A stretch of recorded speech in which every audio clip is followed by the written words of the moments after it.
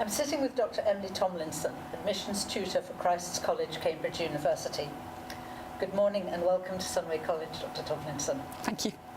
Later today you will be speaking to some of our students and members of the general public on the topic of Cambridge Explained, what Cambridge has to offer for students from Malaysia. We will be recording that talk, but we thank you for agreeing to answer some specific questions this morning about Cambridge and the application process. Now, I know that the university has a wealth of information on its website. I know that the university has a wealth of information on its website concerning the university, the colleges, the courses, the applications process. I don't want to take up too much time now asking questions about these things, but some specific ones. Perhaps can we start with some brief comments on why Malaysian students should consider applying to Cambridge and what it is that the university is looking for? Sure. I think the first reason that Malaysian students should consider applying to Cambridge is the same reason that all students should consider applying to Cambridge, which is quite simply that it is one of the best universities in the world. It's consistently ranked in the top 5 academically in whatever league table you look at, and it offers a very specific kind of education that enables students to pursue in-depth academic studies in a way that they couldn't, for example, in a broad liberal arts programme. In terms of what we're looking for from Malaysian students, it is quite simply academic potential. We are not interested in extracurricular activities. It is lovely if students are well-rounded personalities with a broad range of interests. Lots of our students are not well-rounded. They are simply passionate about their subjects. So for a student who is passionate about their subject, it is the perfect place to be. You mentioned a little bit about a different way of teaching. Can you tell us a little bit more about that?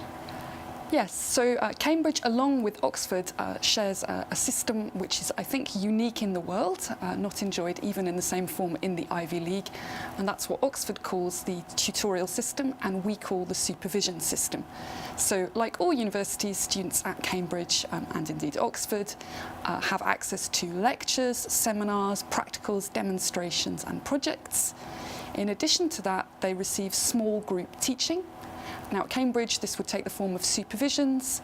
Supervisions occur 2 or 3 times a week, depending on the subject, and students are taught in groups of usually 1 to 3 by an academic who is an expert in their field.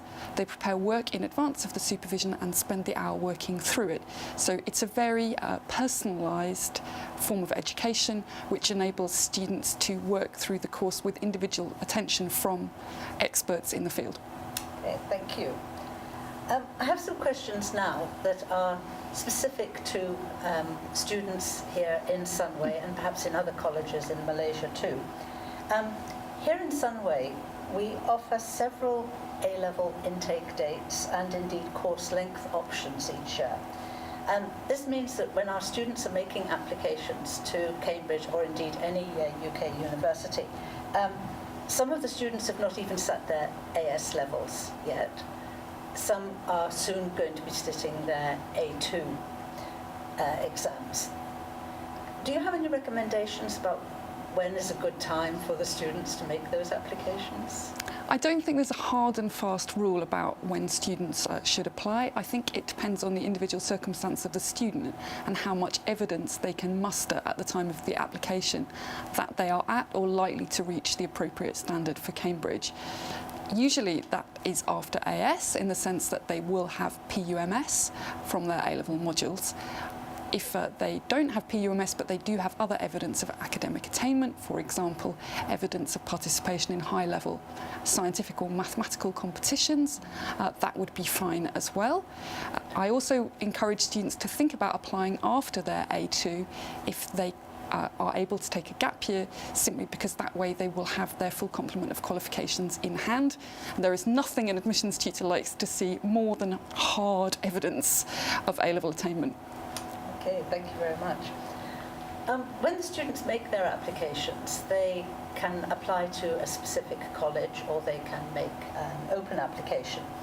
However, I've noticed from your prospectus that for some subjects, the different colleges actually have different subject requirements.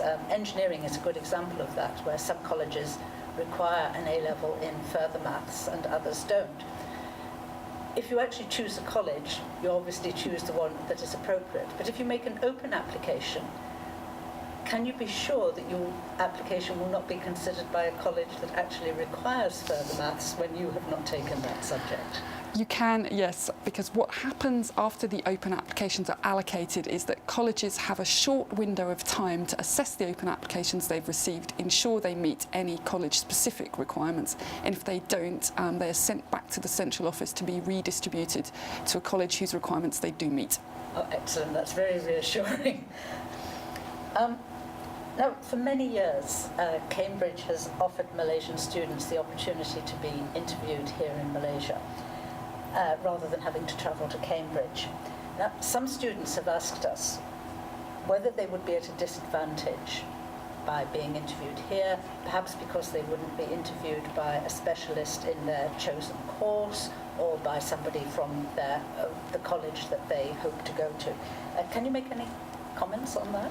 I think there is only one subject really where students would be disadvantaged in being interviewed here, and that is architecture, simply because our specialist architecture interviewers like to see a portfolio of recent artwork, and the interviewers who are out in Malaysia are not specialist architectural assessors and cannot comment on that. So that's the one subject where I would encourage Malaysians to travel to Cambridge if they can. Okay, thank you. And do the interviews differ in any way if they're held here rather than in Cambridge? They do, yes. So the interviewers here interview singly rather than in pairs. Most Cambridge interviews include 2 interviewers rather than simply 1. The interviews here are longer. They are 35 to 40 minutes. In the majority of Cambridge colleges, candidates would have 2 interviews, which might last up to 30 minutes. There are some exceptions to that rule. But in general, candidates in Cambridge have more than 1 interview with more than 1 person, and that is not the case here. In terms of the complexity of the interview and the challenge that it presents, I would say that the overseas interviews are identical. Thank you. Now, I think the majority of our students who apply to Cambridge are following the A-level programme here, but we offer other pre-university programmes as well. For example, the Australian and the Canadian matriculation programmes. Are these qualifications gained in Malaysia acceptable to Cambridge? In the first case, the Australian qualification, it's not the fact that it's gained in Malaysia that is an issue. It's whether the candidate is able to meet our course requirements. With the Australian qualification, usually if they have an ATAR rank of 98.0 or above, they would be considered, but they would need to ensure that they had sufficient coverage of individual subjects to meet the course requirements. We don't accept the Ontario Secondary School Leaving Diploma, which I think you offer, as appropriate preparation on its own for Cambridge. So students with that qualification would need to look at ways they could show added value.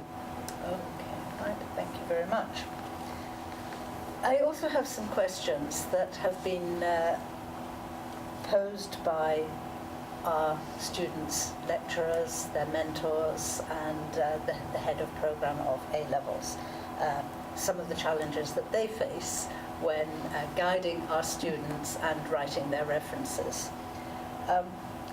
Now, we were under the impression that they needed to provide an additional reference when completing the student's COPA. To the UCAS. Sorry, I'll begin again. In addition to the UCAS reference, an additional reference is required in the COPA. Should this be confined to the student's academic ability, or should it cover wider skills? We don't actually require an additional reference in the COPA. It's perfectly okay for referees simply to upload the same reference that they have used for the UCAS application. If referees want to submit an additional reference by email directly to the college, that is fine, but they are not obliged to do so. Thank you. I understand, though, that you do ask for a student ranking in the COPA, and this has presented a lot of challenges to our lecturers. We mentioned earlier the multiple intakes, the different length programmes, etc. So it makes it very difficult to compare a student who's perhaps not yet taken their AS exams to one who's taking A2. The way that our mentors have been handling this up to now is to rank The way our mentors have been handling this up to now has been to rank according to the stage the students are at. So they would be the rank within that stage. They also look at perhaps whether the student is applying for science-based subjects, engineering, natural science, maths, or whether the student is applying for something like law, psychology, architecture. Is this the way we should be doing it? And if not, how should we go about it? I have to say, I don't think that ranking students according to the subject for which they're applying is entirely fair, insofar as exceptional students may choose to study law or architecture rather than science, and vice versa.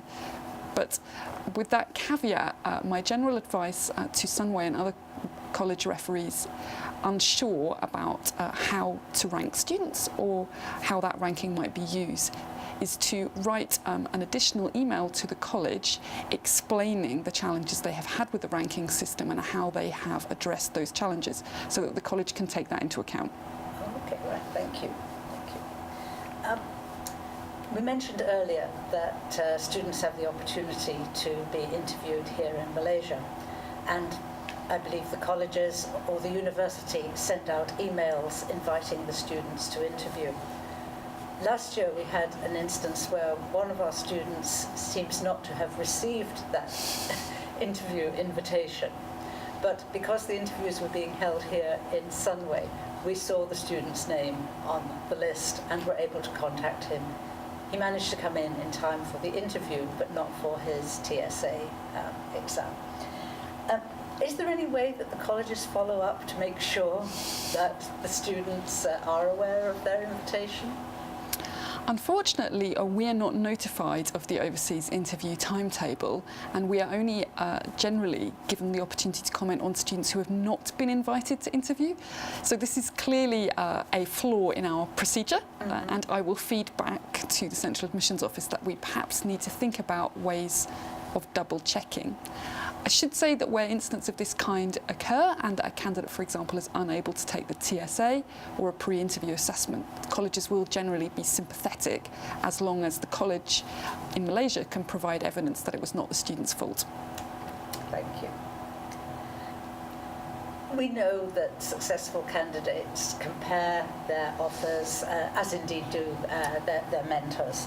And sometimes we see that students offered places on the same course have different academic requirements to fulfill to be able to proceed on to Cambridge. Can you give us some insight into why offers may differ?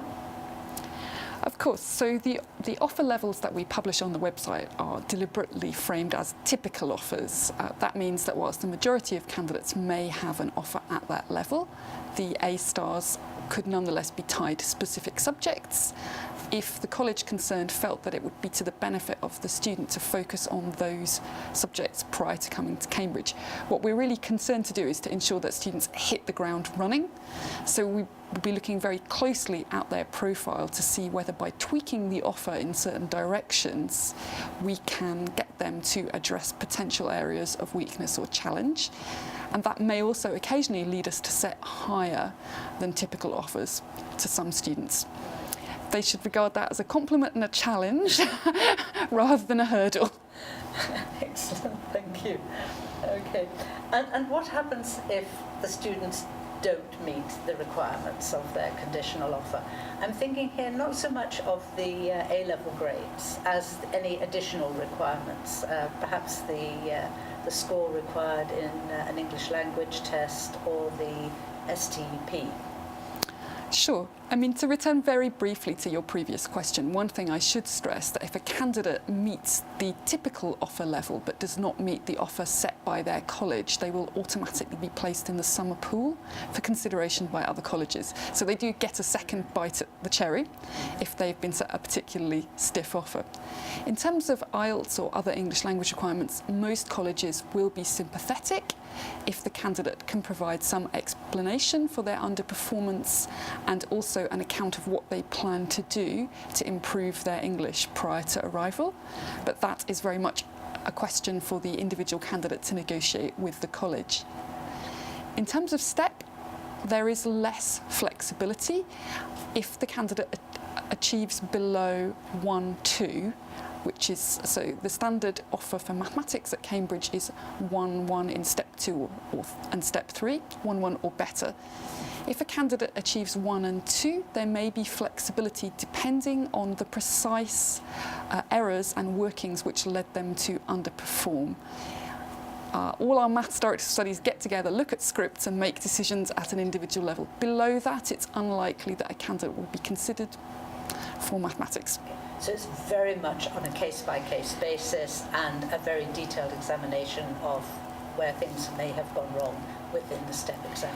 It is, and I should say that we do place more importance on STEP than A-level results for the mathematics degree. So that's the thing that students really need to be aware of. Okay, right. Thank you very much. That is the last of the questions I had prepared. Is there anything else, any other type of advice that you would like to offer our students here in some way? And our students? I guess the one piece of advice that I would offer is, again, the same advice that I offer to all prospective applicants, which is the only certainty about applying to Cambridge is that if you don't apply, you won't get a place. Absolutely. So. Yes. Nothing ventured, nothing gained. Exactly. Okay, thank you very much, Dr. Tomlinson. Thank you.